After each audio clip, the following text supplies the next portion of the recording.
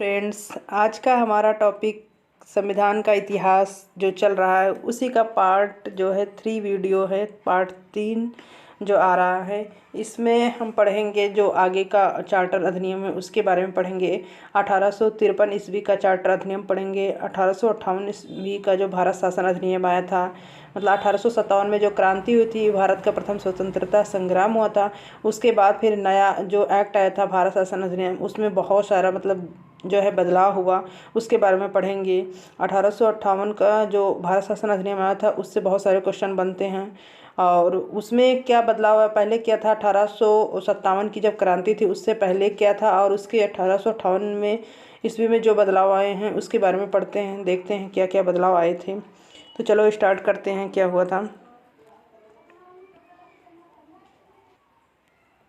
हम लोगों ने 1833 ईस्वी का जो चार्टर अधिनियम था वहाँ तक पढ़ चुके हैं। आगे जो है चार्टर अधिनियम 1853 में आया था, 1853 ईस्वी का चार्टर अधिनियम, उसके बारे में पढ़ते हैं।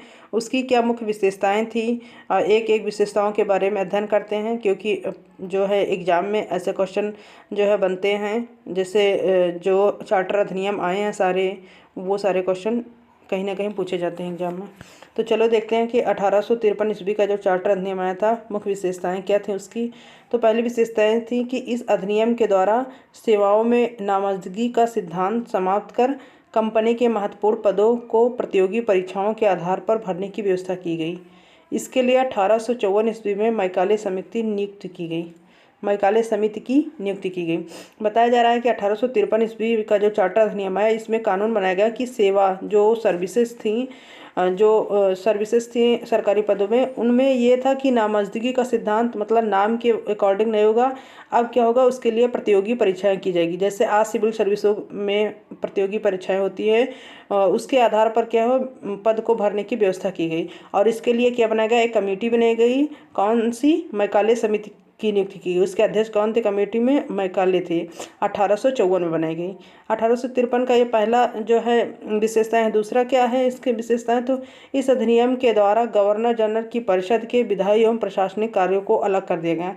जो गवर्नर जनरल की परिषद बनाई गई थी उसमें क्या हुआ, अब विधायी काम उसके और प्रशासनिक कार्य दोनों को अलग कर दिया गया। 1853 ईस्वी में जो गवर्नर जनरल की परिषद थी उसके विधायी एवं प्रशासनिक कार्यों को अलग कर दिया गया। इसके तहत क्या हुआ, परिषद में 6 नए पार्षद जोड़े गए, मतलब 6 नए और मेंबर जोड़े गए जिन्हें क्या कहा जाता था, विधान पार्षद कहा गया। 6 नए पार्षद जोड़े गए जिन्हें विधान पार्षद कहा गया। 1853 का जो है उसमें कितनी विशेषताएं हैं, महत्वपूर्ण रूप से तो 3 विशेषताएं हैं।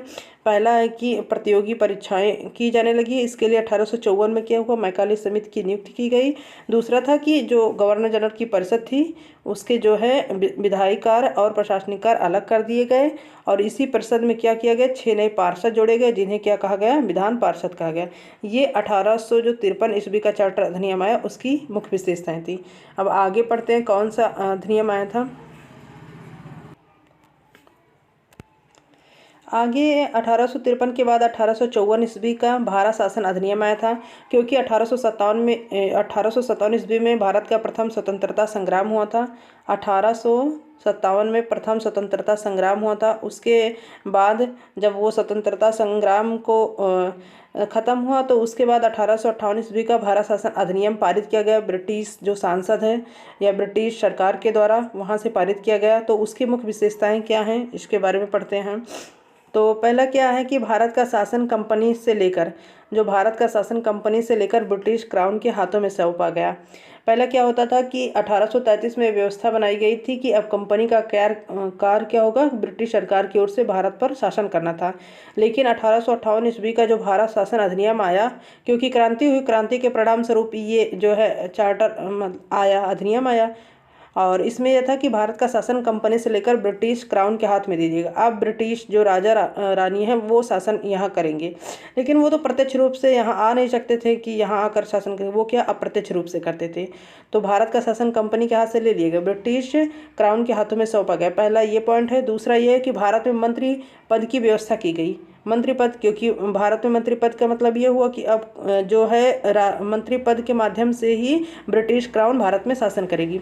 इसमें क्या हुआ, 15 सदस्यों की भारत परिषद का सृजन हुआ, जिसमें एक भारत परिषद बनाया गया जिसमें 15 सदस्य थे। 8 सदस्य ब्रिटिश सरकार द्वारा, जो ब्रिटिश सरकार थी वहाँ से, और 7 सदस्य क्या कंपनी के निदेशक मंडल से लिए गए। 15 सदस्य थे। चौथा पॉइंट है कि भारतीय मामलों पर ब्रिटिश संसद का सीधा नियंत्रण स्थापित होगा। अब जो है सीधा नियंत्रण किसका हो गया, ब्रिटिश संसद का, यानी ब्रिटिश सरकार का अब यहाँ नियंत्रण स्थापित हो गया प्रत्यक्ष रूप से। मुगल सम्राट के पद को समाप्त कर दिया गया। अंतिम मुगल सम्राट बहादुर शाह द्वितीय या बहादुर शाह जफर जो थे, उनके जो अब उसके बाद कोई राजा नहीं बनाया गया। मुगल सम्राट के पद को समाप्त कर दिया गया। इसी के तहत 1858 का जो भारत शासन अधिनियम आया था, और इसी के अधिनियम के द्वारा जो बोर्ड ऑफ डायरेक्टर्स और बोर्ड ऑफ कंट्रोलर को समाप्त कर दिया गया। 1784 जो पिट्स इंडिया एक्ट आया था, तो उसमें दोहरे प्रशासन का प्रारंभ हुआ था, और उसमें बोर्ड ऑफ डायरेक्टर्स जो होते थे व्यापारिक मामला देखते थे, और बोर्ड ऑफ कंट्रोलर जो होते थे वो राजनीतिक मामला देखते थे। अब 1784 का जो पिट्स इंडिया एक्ट के तहत ये दोनों बनाए गए थे, दोनों संस्थाएं, उसको समाप्त कर दिया गया। बोर्ड ऑफ डायरेक्टर्स को और बोर्ड ऑफ कंट्रोलर को भी समाप्त कर दिया गया। अब भारत के संचालन, जो भारत के शासन संचालन के लिए ब्रिटिश मंत्रिमंडल में एक सदस्य के रूप में भारत के राज सचिव यानी secretary of state for India की नियुक्ति की गई। मतलब अब जो ब्रिटिश मंत्रिमंडल है, ब्रिटिश कैबिनेट, उसमें क्या हुआ, एक सदस्य को नियुक्त किया गया कि वो उसको क्या कहा जाता था, भारत के राज्य सचिव, secretary of state for India. मतलब वही जो होता था वो अपने कार्यों के लिए ब्रिटिश संसद के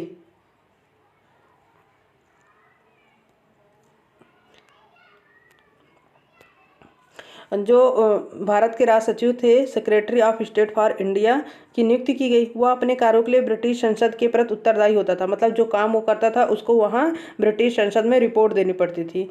भारत के प्रशासन पर इसका संपूर्ण नियंत्रण था। वो भारत के शासन पर संपूर्ण नियंत्रण रखता था। उसी के वाक्य, मतलब उसी का जो वाक्य होता था अंतिम होता था, चाहे वह नीति के विषय में हो या अन्य ब्यौरे के विषय में हो। मतलब वो जो कह देता था वो कानून बनता था, वो पूरी तरह से मतलब नियंत्रण रखता था, कंट्रोल पूरा रखता था। और उसको सारी रिपोर्ट जाकर किसको देनी पड़ती थी, ब्रिटिश संसद को देनी पड़ती थी।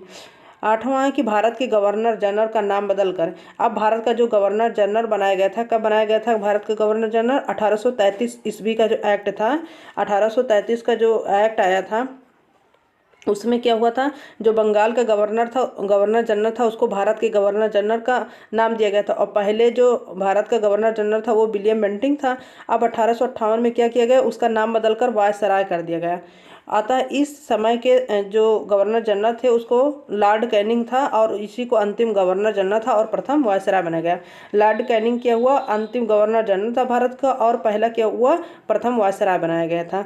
इतना हम लोगों ने आज जो है इस वीडियो में पढ़ा है। 1853 का जो चार्टर अधिनियम आया था और 1858 का जो भारत शासन अधिनियम आया, इसके एक एक पॉइंट को आप लोगों को याद रहना चाहिए, याद कर लीजिए। ये वीडियो एक बार 2 बार देखिए, और हमारे चैनल को सब्सक्राइब कीजिए, लाइक कीजिए, शेयर कीजिए, और देखते रहिए टॉप रैंकर्स SLN चैनल को।